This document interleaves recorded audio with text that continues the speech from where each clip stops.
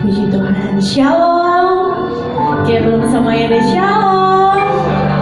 Apa kabarnya hari ini? Luar biasa, pasti luar biasa ya. Puji Tuhan, sebelum kita memulai ibadah kita pada pagi hari ini, mari kita supaya bersatu dalam doa. Terima kasih Tuhan buat setiap kebaikan-Mu Tuhan dalam kehidupan kami Tuhan.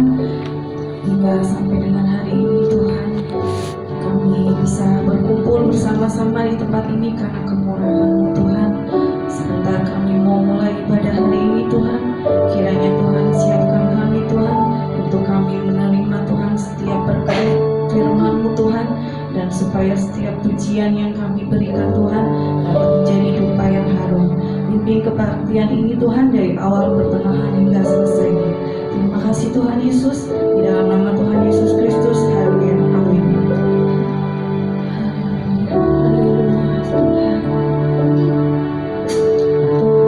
Terima kasih Tuhan, terima kasih Tuhan. Kami merasakan hadirat-Mu ya Tuhan di tengah-tengah kami Tuhan. Kami mau sama-sama dengan rasa ucapan syukur kami Tuhan kepada-Mu. Haleluya, haleluya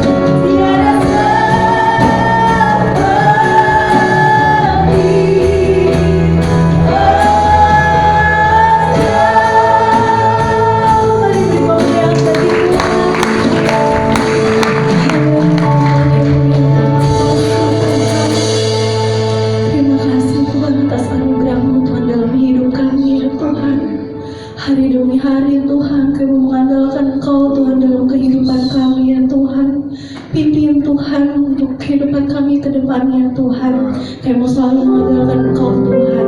Tuhan, sebentar kami akan memuji lagi Tuhan lebih untuk nama Tuhan.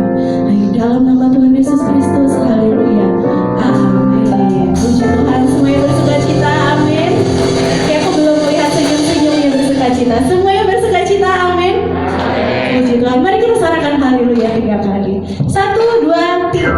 Haleluya, haleluya, haleluya. Puji Tuhan.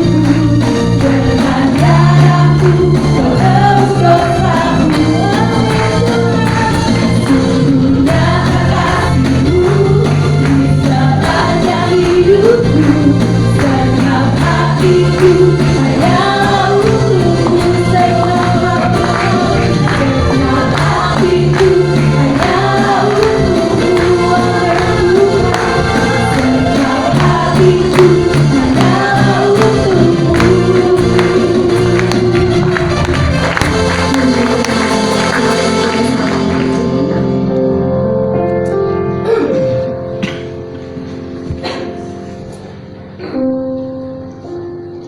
Haleluya Yesus, amin Tuhan.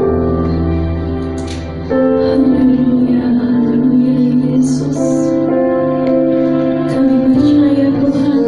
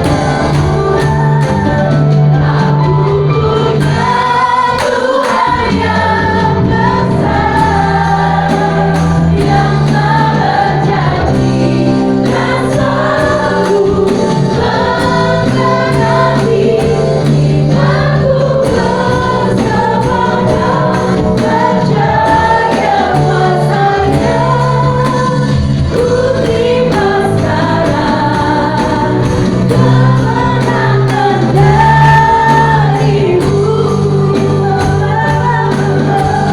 Ku terima sekarang kemenangan darimu.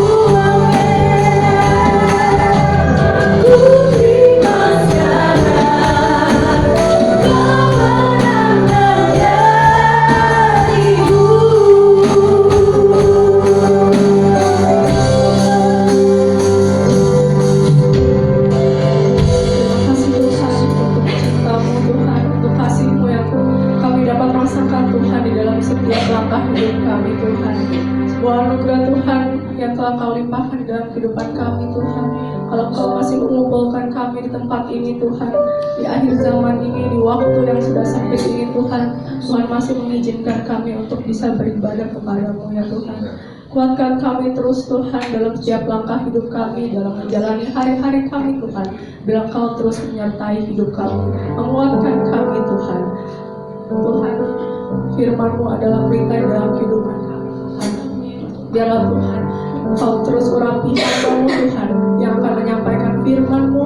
Biarlah apapun firman-Mu Tuhan, baik yang keras maupun yang lembut Tuhan, biarlah Tuhan, boleh Tuhan menjadi pelajaran bagi kami ya Tuhan, dan boleh kami terapkan di dalam kami setiap hari Tuhan. Tuhan, kalau sebentar kami akan memberikan persembahan yang aman dalam hati persembahan kami Tuhan, biarlah boleh berkenan. Terima kasih Tuhan, hanya dalam nama Tuhan Yesus Kristus kami sudah berdoa dan syukur. Haleluya. Amin. Puji Tuhan, jemaat boleh dipersilakan.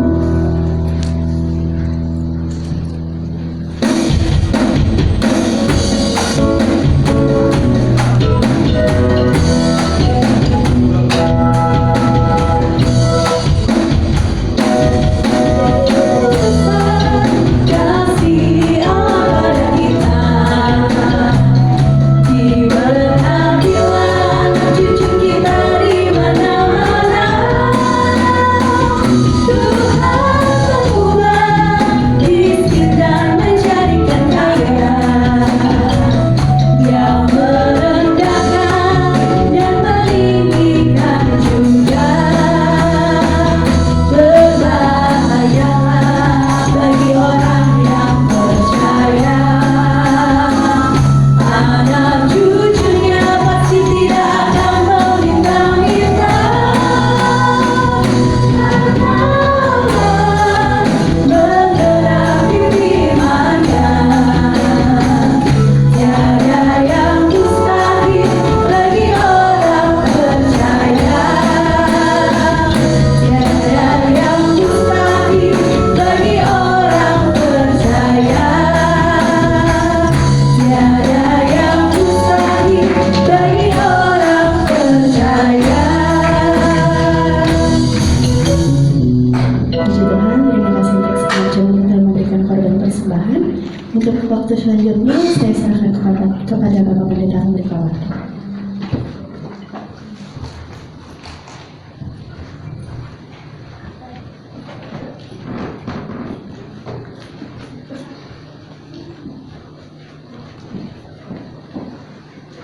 Puji Tuhan. Haleluya. Haleluya. Puji Tuhan. Puji Tuhan. Haleluya. Puji Tuhan. Amin. Salam sejahtera dalam kasih Tuhan kita Yesus Kristus. Bersyukur anugerah Tuhan bagi kita kembali lagi bisa beribadah bersama-sama. Puji Tuhan. Pertama-tama terima kasih kepada Bapak Gembala yang mempercayakan saya untuk melayani kita dengan firman Tuhan. Sekali lagi terima kasih, Tuhan Yesus memberkati. Mari kita akan melihat dari kebenaran firman Tuhan. Kita buka Alkitab kita dalam Lukas pasalnya yang ke-7.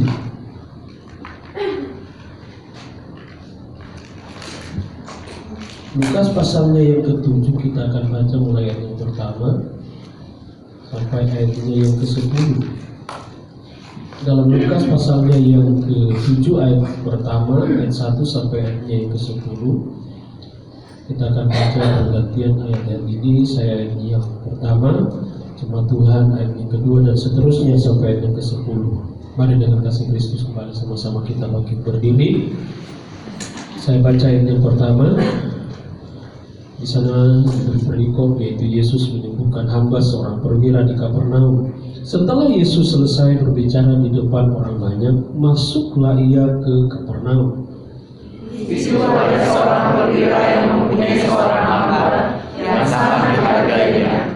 Hamba itu sedang sakit keras dan hampir mati. Ketika perwira itu mendengar tentang Yesus, ia menyuruh beberapa orang tua-tua Yahudi kepadanya untuk meminta supaya ia datang dan menyembuhkan hambanya. Mereka datang kepada Yesus dan dengan sangat mereka memohon tolongnya, katanya, dialah yang kau tolong. Sebab ia mengasihi bangsa kita dan dialah yang menanggung pembangunan rumah ibadah kami. Lalu Yesus pergi bersama-sama dengan mereka. Ketika ia jauh dari rumah itu, perwira itu bersama-sama dan mengatakan kepadanya, Tuhan, jangan bersusah-susah, sebab aku tidak layak menerima Tuhan di dalam rumah. Sebab itu aku juga menganggap diriku tidak layak untuk datang kepadamu. Tetapi katakan saja sepatah kata, maka hambaku itu akan sembuh. Sebab aku sendiri seorang bawahan, dan di bawahku ada 2 prajurit. Jika aku berkata kepada salah seorang prajurit itu, pergi, maka ia pergi, dan kepada seorang lain datang, maka dia datang. Apapun kepada hambaku, kerjakanlah ini, maka dia mengerjakannya. Setelah Yesus mendengar perkataan itu, ia heran akan dia, dan sambil berpaling kepada orang banyak yang mengikuti dia, ia berkata, Aku berkata kepadamu, iman sebesar ini tidak pernah aku jumpai, sekalipun di antara orang Israel. Dan setelah orang itu kembali ke rumah, dia datangnya Amin. Puji Tuhan. Terima kasih. Silakan duduk. Nah, saudara dikasihi oleh Tuhan, kita tahu tentang cerita ini, ya, bagaimana seorang perwira yang baik hati, ya, seorang perwira yang memperhatikan, yang penuh perhatian. Nah, pagi hari ini kita akan belajar tentang memiliki iman yang besar. Miliki iman yang besar.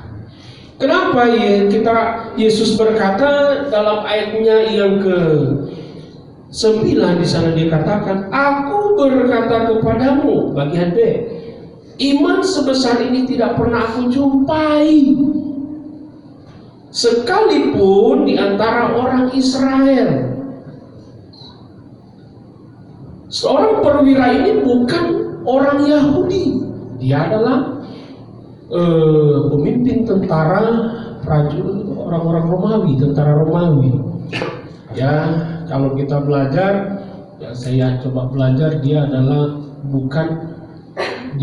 adalah orang kafir, walaupun detailnya tidak ditulis dalam Alkitab seorang perwira ini.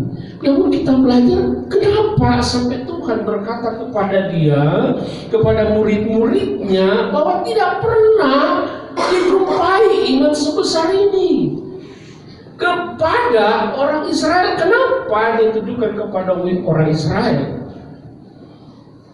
Satu, orang Israel itu adalah umat pilihan Allah, ya. Bahkan dia datang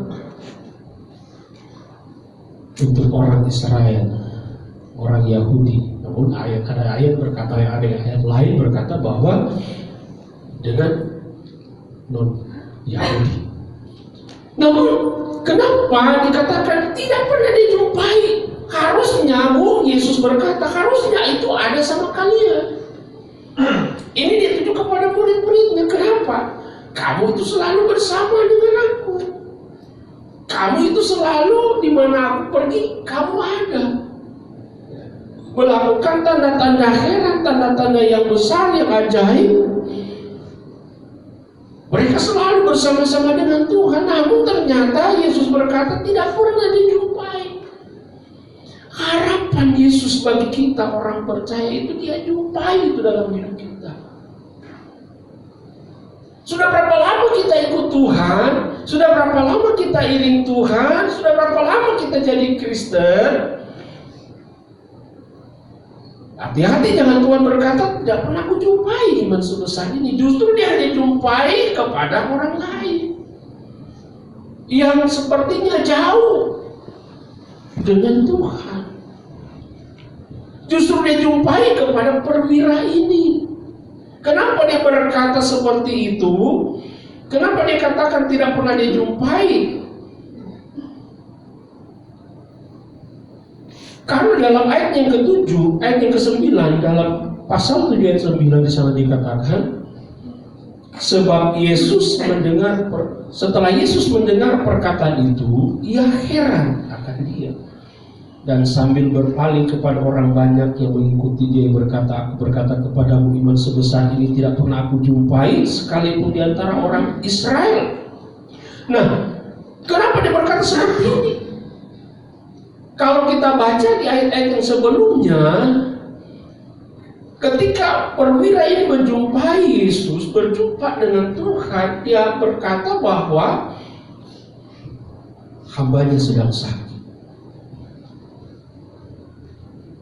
Yang membuat Yesus takjub akan apa yang disampaikan oleh perwira ini, dia ini sedang membutuhkan pertolongan. Dia sedang membutuhkan pertolongan. Dia berharap bahwa, dia beriman, dia percaya bahwa apa yang dia harapkan itu bisa dia dapatkan dan terjadi dalam hidupnya. Tentunya untuk biar hambanya itu sembuh dari sakit. Dia memang yang suruh supaya pergi, katakan kepada Yesus, datang, lihat hambanya dan sedang sakit dan mau mati. Tetapi ketika berjumpa dengan Yesus, kita melihat dari ayat-ayat itu, malah dia berkata, dalam ayat yang keempat di sana dikatakan, mereka datang kepada Yesus dan dengan sangat mereka meminta pertolongannya. Katanya, iya layak engkau tolong. Ini cerita dari orang-orang yang kenal dengan perwira ini. Orang-orang Yahudi ini yang cerita kepada dia. Orang-orang yang tahu keberadaan seorang perwira ini. Dia adalah orang yang baik. Dia suka menolong. Bahkan pembangunan rumah ibadat mereka, ini seorang perwira yang bangun. Sebab itu kok layak. Kan mereka tahu perwira ini bukan orang Yahudi. Orang yang non-Yahudi itu sangat bertentangan dengan Yahudi. Sangat-sangat bertentangan. Apalagi Yesus mereka tahu datang untuk orang Yahudi, mau menolong bukan orang Yahudi. Sehingga orang-orang inilah yang berkata, layak engkau tolong. Mereka kenal perwira ini, mereka tahu kedermawaannya orang perwira ini, layak engkau tolong.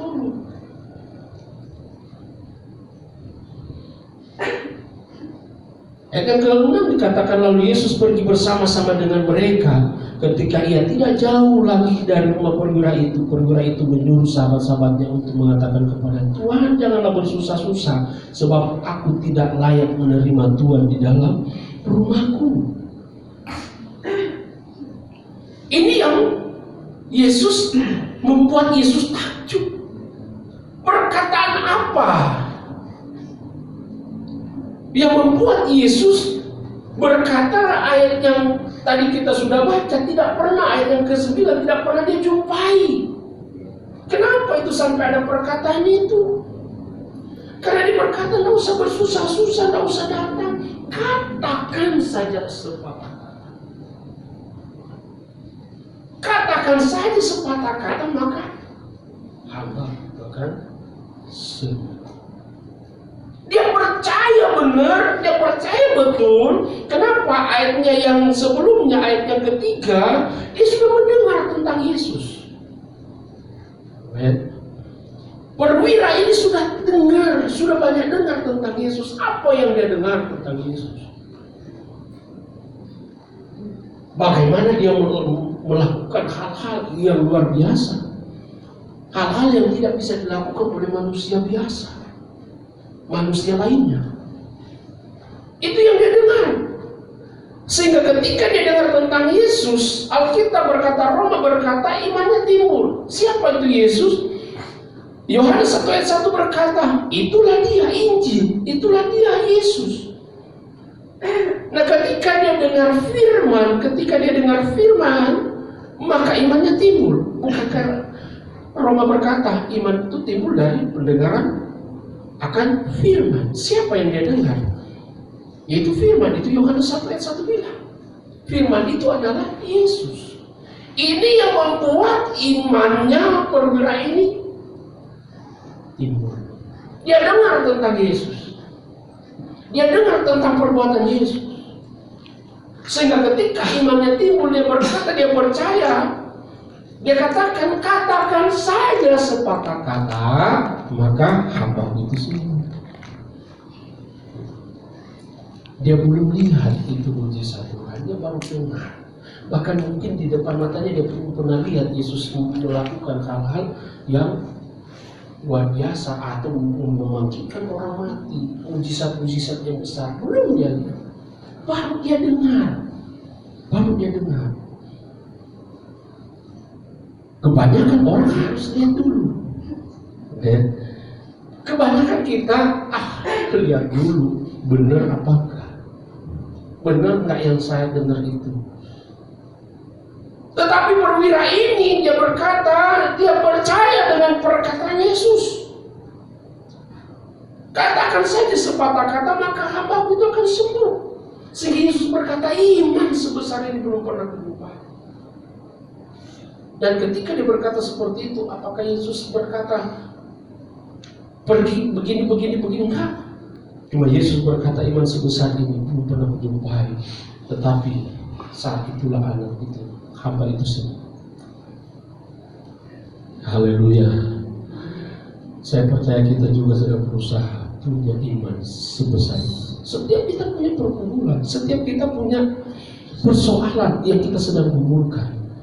Setiap kita memiliki kepercayaan kepada Kristus bahwa apa yang kita percaya itu akan jadi. Belum kita lihat, belum. Jangan tunggu dulu kita lihat baru kita percaya. Perwira ini ketika mungkin dia mau lihat dulu baru dia percaya, nggak akan terjadi seperti itu.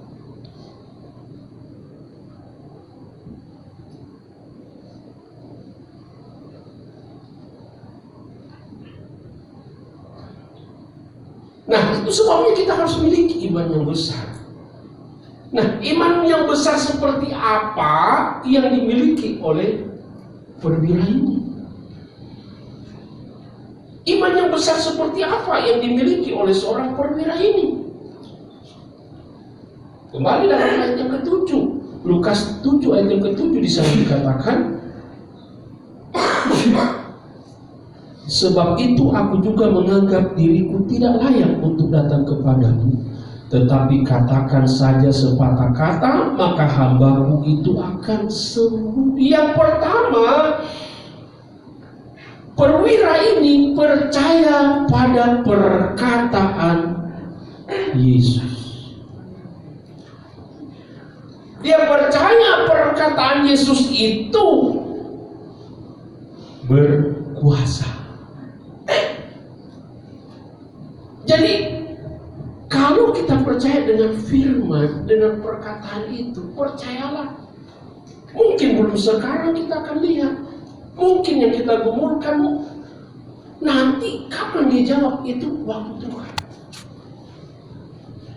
Namun yang Tuhan minta dalam hidup kita, percaya akan perkataan Kristus, percaya akan perkataan firman itu.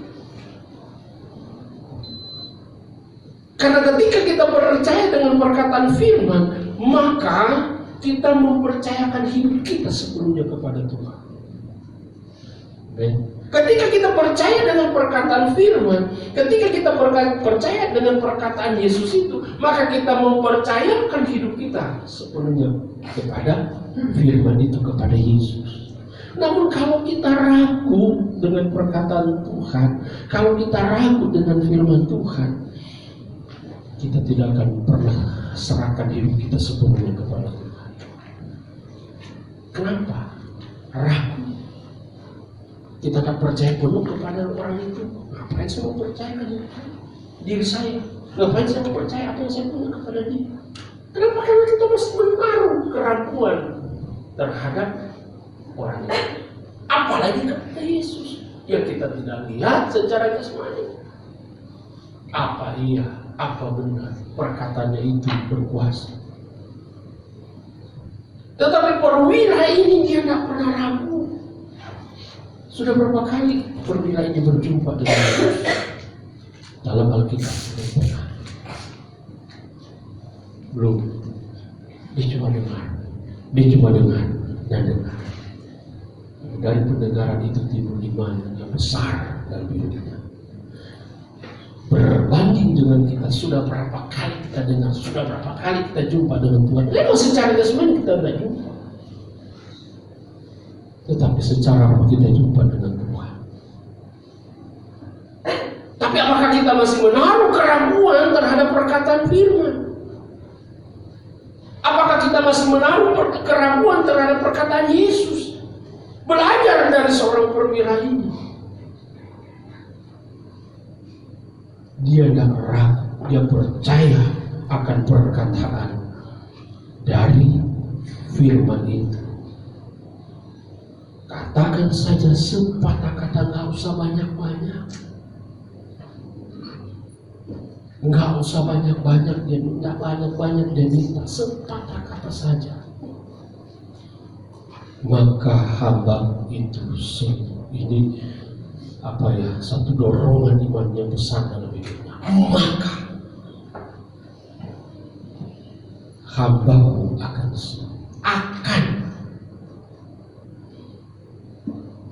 maka hambaku akan sembuh. Betul-betul menaruh keyakinan, iman, kepercayaan yang besar akan perkataan ini.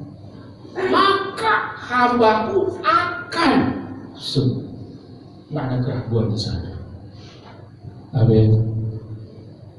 Berapa banyak kita yang masih seringkali ragu dengan pertolongan Tuhan. Lama bergumul Tuhan belum jawab. Lama kita bergumul, tapi sepertinya belum ada jawaban. Mulai ragu. Alkitab berkata jangan pernah ragu akan perkataan firman.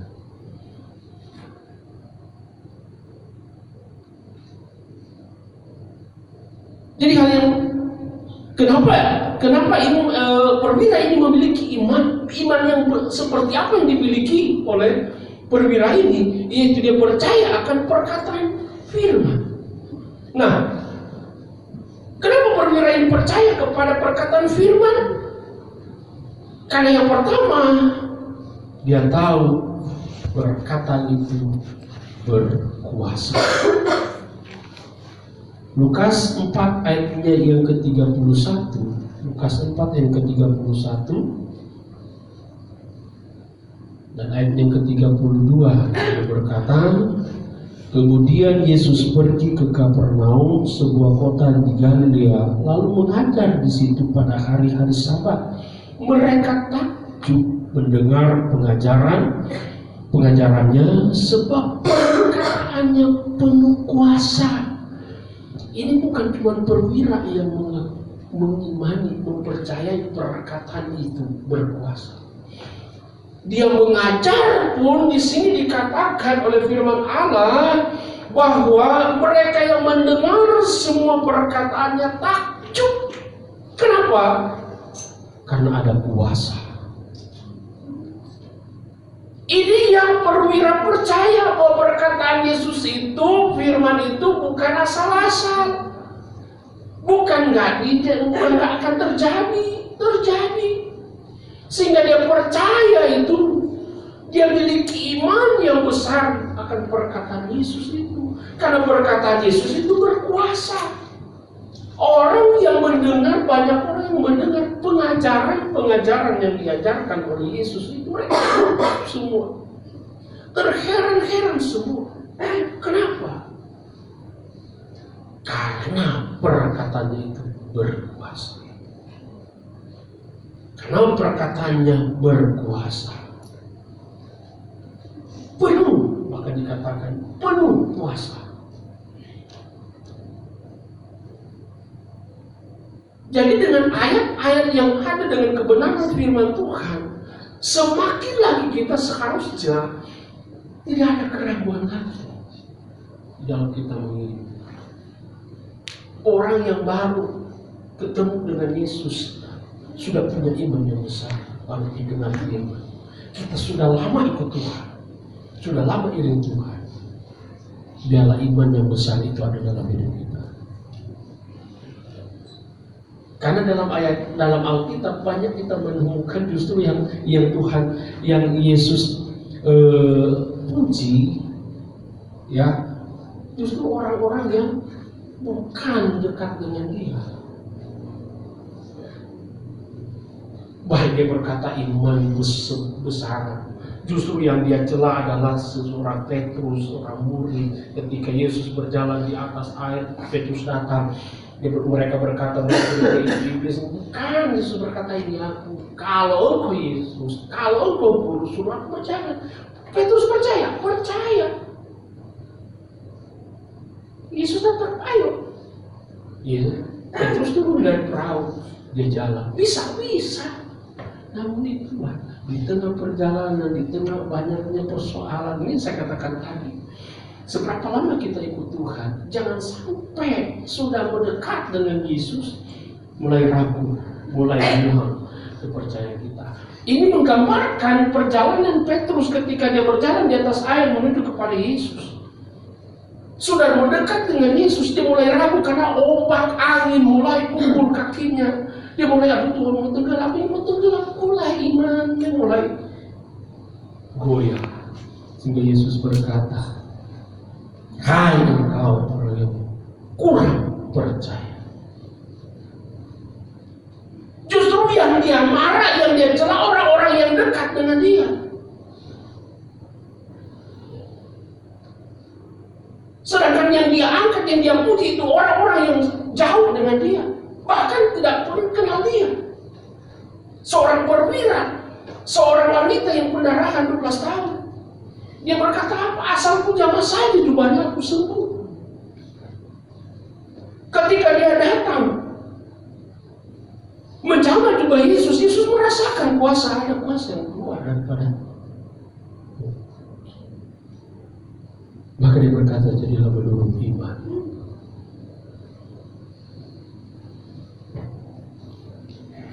Jangan sampai kita yang sudah lama ikut Tuhan berkata, aku kurang percaya.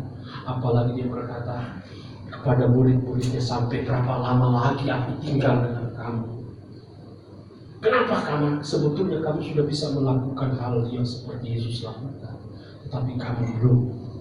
Sampai berapa lama lagi? Berbicara tentang bagaimana dia berkata, kamu tidak punya iman. Tapi Yesus justru mendapati itu sehingga dia berkata, bukan kepada orang Israel. Iman yang dia harapkan. Bagaimana juga dalam Yohanes pasal 4 tentang seorang pegawai istana. Bagaimana dia memiliki iman sama.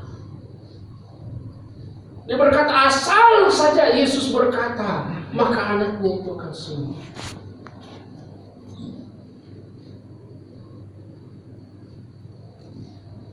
Kenapa? Karena perkataannya berkuasa. Yang kedua, kenapa perwira ini percaya dengan perkataan Yesus? Ayat yang ke-9 dan yang ke-10 berkata di sana, setelah Yesus mendengar perkataan itu, ia heran akan dia dan sambil berpaling kepada orang banyak yang mengikuti dia, ia berkata kepadamu, iman sebesar ini tidak pernah kujumpai sekalipun di antara orang Israel. Ayat 10. Dan setelah orang-orang yang disuruh itu kembali ke rumah, didapatinya lah hamba itu telah sehat kembali. Kenapa dia percaya dengan perkataan? Dia berkata, katakan saja sepatah kata. Karena yang pertama tadi perkataan Yesus itu berkuasa. Dan yang kedua, perkataan Yesus yang berkuasa itu sanggup menyembuhkan. Dan terbukti. Ayatnya yang ke-10 ini terbukti. Ketika ketika dia kembali ke rumah, perwira ini kembali ke rumah, didapatinya lah hamba itu telah sehat kembali. Sama seperti saya katakan tadi dalam Injil Yohanes 4. Bagaimana seorang kepala pegawai istana, ketika dia kembali ke rumah, didapatinya lah anaknya sudah sembuh. Dia bertanya, jam berapa? Pukul berapa dia sembuh? Mereka berkata, sekian. Dia teringat akan perkataan Yesus, pergilah anakmu sehat. Ini yang harus kita miliki. Jangan dulu tunggu saya mau lihat dulu. Jangan tunggu dulu. Yesus nggak cari seperti itu.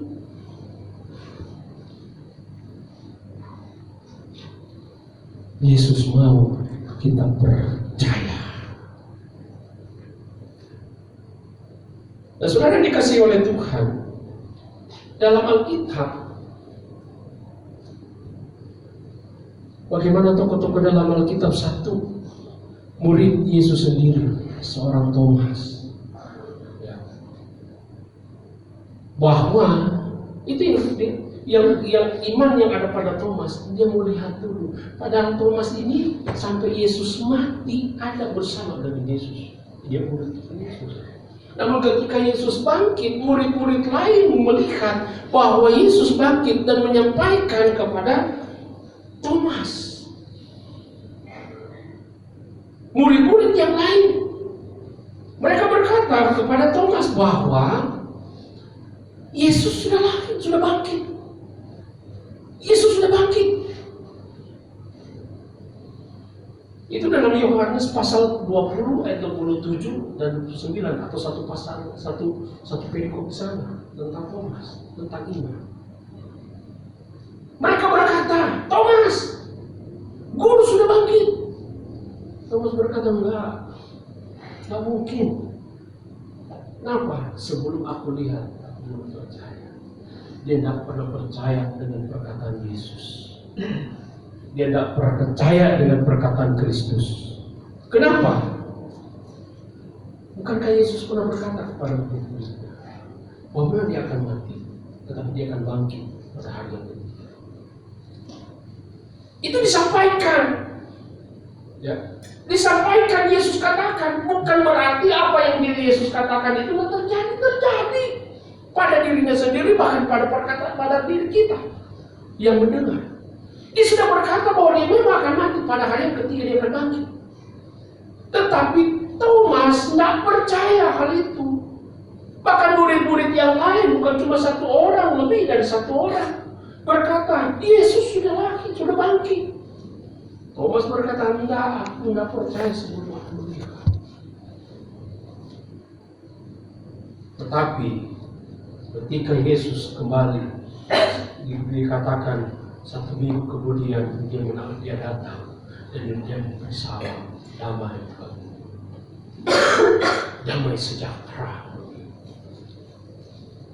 Dan Yesus berkata, ya, kalau enggak percaya silakan tunjukkan jarimu di bekas lubang paku. Kenapa Thomas berkata? Dan Yesus berkata, percayakan kamu. Maka ayat yang ke-28 dalam Yohanes pasal 20 berkata, Thomas menjawabnya, ya Tuhan dan Allah. Ayat yang ke-29 berkata di sana, Yohanes pasal 20 ayat yang ke-29. Di sana dikatakan, ini yang Yesus katakan, bahwa kata Yesus kepadanya, karena engkau telah melihat aku, maka engkau percaya. Tetapi perhatikan kata terakhir dalam bagian B, berbahagialah mereka yang tidak melihat namun percaya. Ini sindiran keras buat Thomas, buat orang-orang Kristen yang masih memiliki iman seperti Thomas. Dia katakan, berbahagialah engkau yang tidak melihat namun percaya. Karena inilah iman yang sesungguhnya yang Yesus mau dalam hidup ini. Jangan tunggu lihat dulu baru percaya. Sama halnya dengan bagaimana seorang Marta tentang kejadian Lazarus ketika Lazarus mati. Kalau kita melihat di sana bagaimana Marta begitu marah dengan Yesus. Kenapa ketika Lazarus sedang sakit, Marta suruh katakan bahwa orang yang dia kasihi, Lazarus sedang sakit keras dan mau mati. Yesus dengar, disampaikan kepada Yesus, Yesus dengar. Tetapi ternyata ada penyetujuan Yesus. Bahkan Alkitab berkata dia sengaja tidak datang. Dia sengaja tidak datang. Kenapa? Dia mau lihat iman yang mereka miliki, iman seperti apa. Ya. Itu dalam Yohanes pasal yang ke-11 ayat yang ke-40 atau satu perikutsan tentang Lazarus dibangkitkan. Ini ketika Marta menyuruh Yesus nggak datang. Nah, ketika Yesus datang, ini Marta yang sama. Dia berkata kalau dia datang pada waktu itu dia sakit, dia nggak mati. Lalu Yesus berkata begini, dia nggak mati, dia bangkit.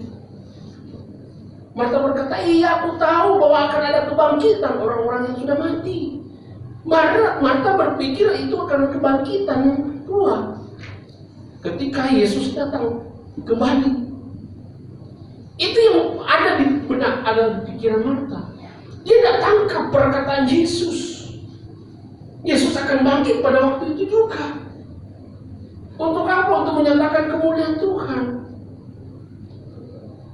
Bahkan di sana kita bisa temukan, bahkan Yesus berkata, kalau dia datang pada waktu itu kemuliaan Tuhan itu tidak bisa dinyatakan kemuliaan apa. Sehingga disengaja. Marta masih berargumen dengan dia. Karena dia mau supaya Yesus datang pada waktu itu, saudaranya Lazarus itu tidak mati. Itu yang dia mau. Tetapi dia tidak tangkap bagaimana maksud dan tujuan Yesus. Sehingga setelah selesai dia berargumen dengan Yesus, maka dia bawalah Maria ketemu dengan Yesus. Tetapi berbeda dengan penyembuhan Marta. Maria memiliki iman yang Yesus harapkan. Memang dia berkata, kalau engkau datang pada waktu dia sakit, dia mati. Namun sebelum dia berkata begitu, dia menyambut Yesus. Berbeda dengan menyambut Marta menyambut. Dia tersungkur dan memberi. Dia berkata, Tuhan Yesus. Kita bergumul, tapi mau kita langsung dijawab tanpa kita datang kepada dia, mengakui akan kekuasaan Tuhan. Sehingga ketika Yesus berkata, di mana kuburnya, dia akan mengantar dia. Ketika sampai di kubur, ini Marta masih berbicara. Dia sudah 4 hari mati, sudah bau, nggak mungkin lagi dia hidup. Sehingga situ Yesus tegur dengan keras. Ketika Yesus sudah ada di depan kubur, Marta masih banyak ngomong. Dia sudah mati, sudah lama, sudah 4 hari, sudah bau. Yesus marah. Saya bisa katakan Yesus marah ini. Kenapa? Karena Yesus berkata kepada dia bahwa dalam ayat yang ke-29,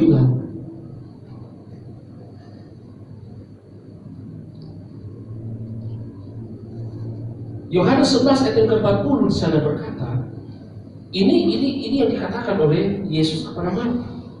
Jawab Yesus, bukankah sudah kukatakan kepadamu? Kalau kita melihat kata-kata dari Yesus ini betul-betul terkurang keras buat Marta. Bukankah sudah kukatakan kepadamu, jikalau engkau percaya, engkau akan melihat kemuliaan Allah. Jika engkau percaya, engkau akan melihat mujizat Tuhan. Namun Marta enggak seperti itu, sehingga dia marah dengan Marta.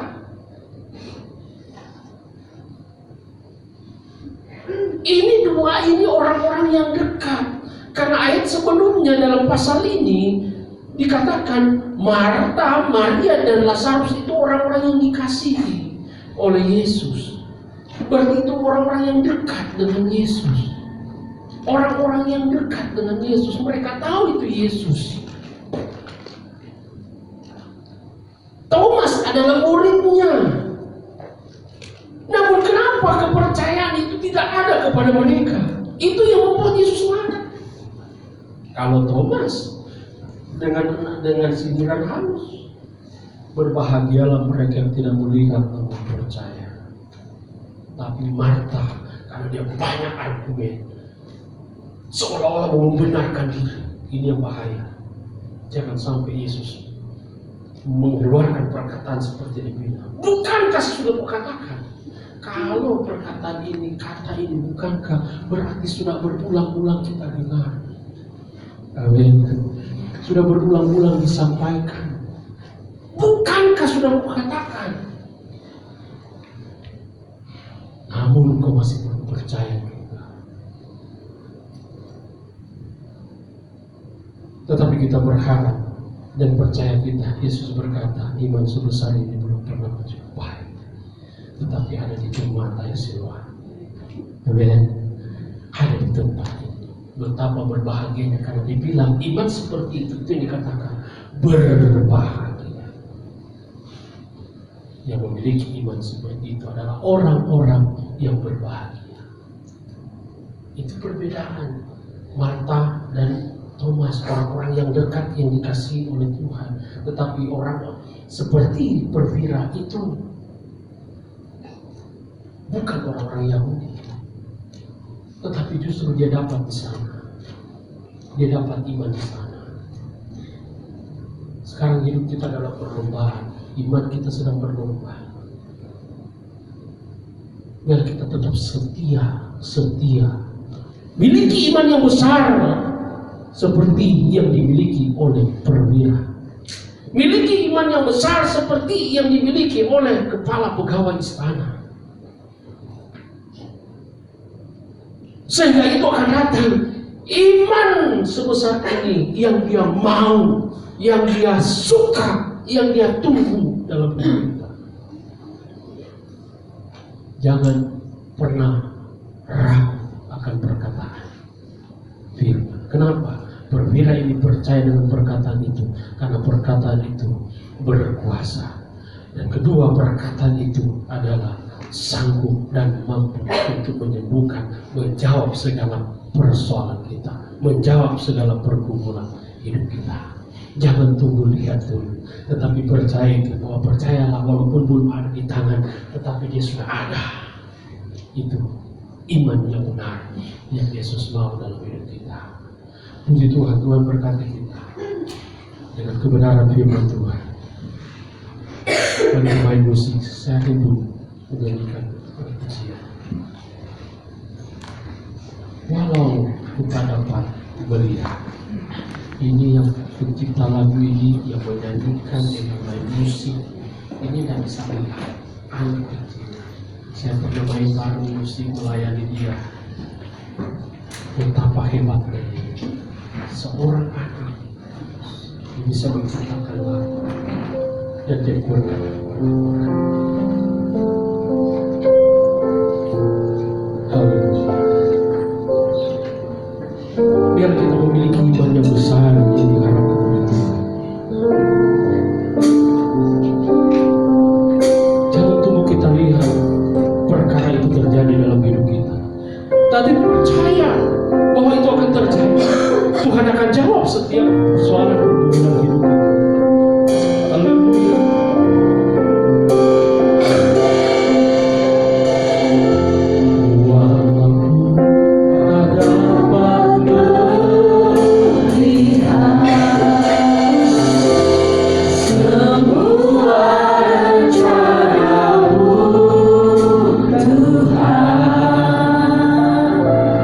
Tuhan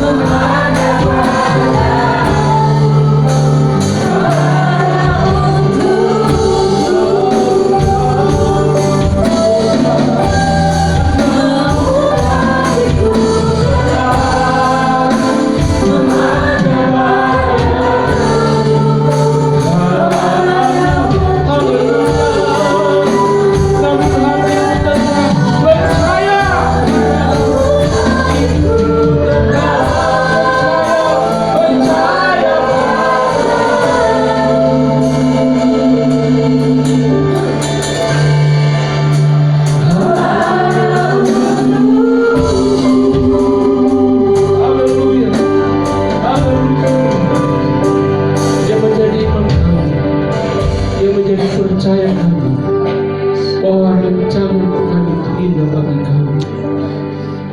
Walaupun kami belum melihat perbuatan Tuhan, walaupun kami belum mendengar, melihat jawaban Tuhan dalam hidup kami, namun kami tetap percaya bahwa Engkau tetap menuntun langkah hidup kami. Melewati persoalan, melewati pergumulan, Tuhan ada untuk kami. Terima kasih Tuhan, biarlah kami memiliki iman yang besar yang Kau harapkan dalam hidup kami, Yesus. Dan biarlah perkembangan iman kami terus tetap teguh berdiri kepada perkataan kebenaran firman. Karena itulah yang akan menuntun hidup kami berjalan di dalam kuasa perkataan Kristus. Terima kasih Tuhan untuk firman-Mu yang Kau sudah sampaikan kepada kami. Berkati kami semua, bahkan mengutus dan memberkati kami, sehingga kami bukan saja menjadi pelaku pendengar saja, tetapi kami harus menjadi pelaku-pelaku firman. Terima kasih Tuhan, kami bersyukur untuk firman-Mu. Kami sudah terima dalam nama Tuhan Yesus Kristus. Haleluya. Amin. Puji Tuhan, semuanya merasa terberkati dengan firman Tuhan. Amin. Tiba saatnya kita akan melakukan korban persembahan yang kedua. Petugas persembahan boleh maju ke depan. Mari sama-sama kita semua bersatu dalam doa. Tuhan, terima kasih Tuhan untuk firman-Mu Tuhan pada pagi hari ini Tuhan. Dan sebentar kami akan memberikan korban persembahan yang kedua Tuhan. Biarlah Tuhan persembahan kami Tuhan dapat berkenan di hadapan-Mu Tuhan. Dan berkatilah juga Tuhan hamba-Mu Tuhan yang telah memberikan korban persembahan Tuhan. Hanya dalam nama Tuhan Yesus Kristus. Haleluya. Amin.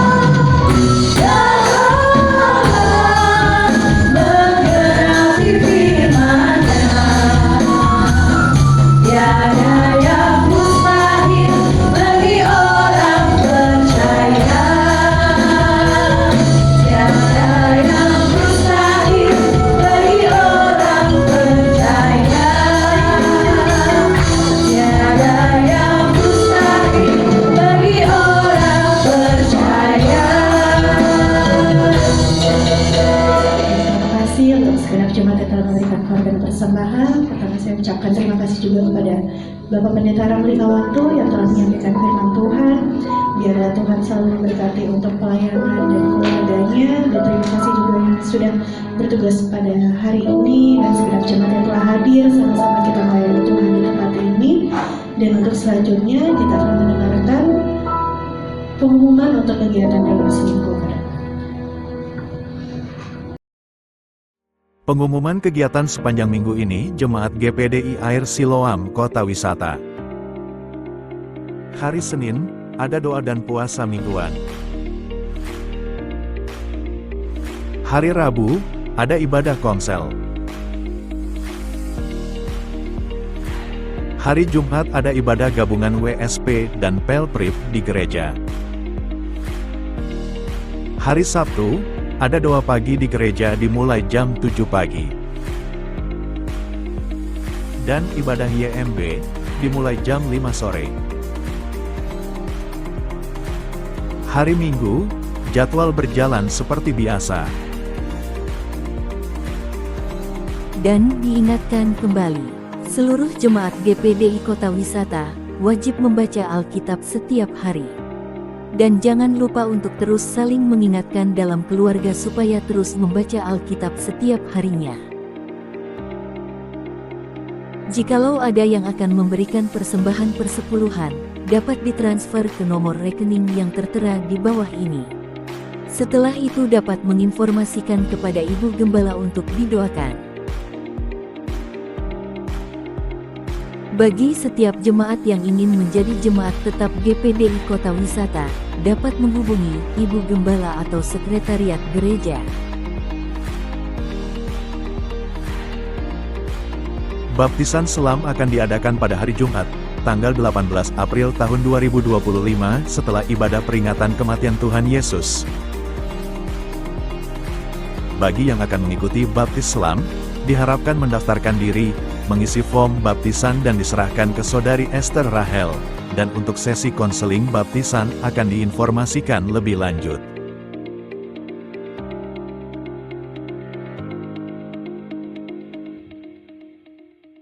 Demikian untuk pengumumannya, datanglah dari untuk Bapak Kepala. Baik, sama-sama kita lanjut berdiri untuk mengakhiri ibadah kita pada pagi hari ini. Mari sama-sama kita puji dan pujikan Kristus. Bapak Kepala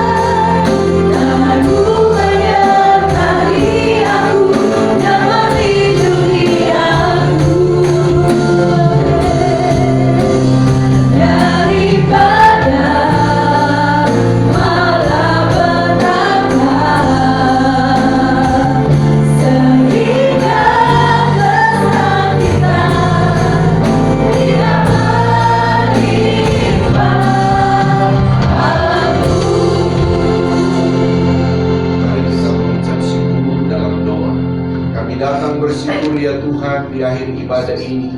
Atas kasih karunia Tuhan kami boleh beribadah menikmati Engkau, menikmati firman-Mu.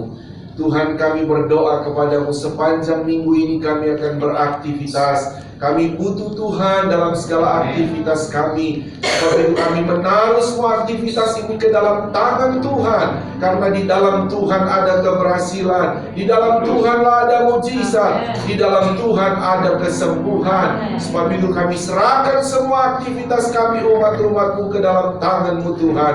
Semua yang datang saat ini, pergumulan demi pergumulan pribadi, rumah tangga, pekerjaan, keuangan, pendidikan, semua jenis pergumulan-pergumulan kami taruh bersama-sama ke dalam tangan-Mu Tuhan. Karena kami percaya di dalam Tuhan kami alami pertolongan tepat pada waktunya. Terima kasih ya Tuhan. Kami bersyukur kepadamu untuk ibadah kami saat ini. Kami akhiri ibadah ini, kami terima berkat daripadamu. Mari angkat kedua belah tangan kita. Inilah kami anak-anak-Mu ya Bapa di sorga, mengangkat tangan kami kepadamu adalah terus pengakuan iman kami bahwa keselamatan hanya ada di dalam nama Tuhan Yesus Kristus. Engkau juga yang menjadi sumber segala sumber berkat bagi kami. Mohon berkati kami semua ya Tuhan dengan berkat-berkat rohani yang luar biasa. Juga mohon berkati kami dengan berkat-berkat jasmani secara luar biasa. Saudaraku, terimalah berkat daripada Allah Bapa, cinta kasih sayang daripada Tuhan Yesus Kristus, penghiburan, persekutuan, kuat kuasa, pengurapan-pengurapan baru dari Roh Kudus, mengurapi, memberkati kita semua saat ini sampai Maranatha. Tuhan Yesus Kristus datang kembali menjemput kita semua. Taruh tangan di dada, naikkan pujian.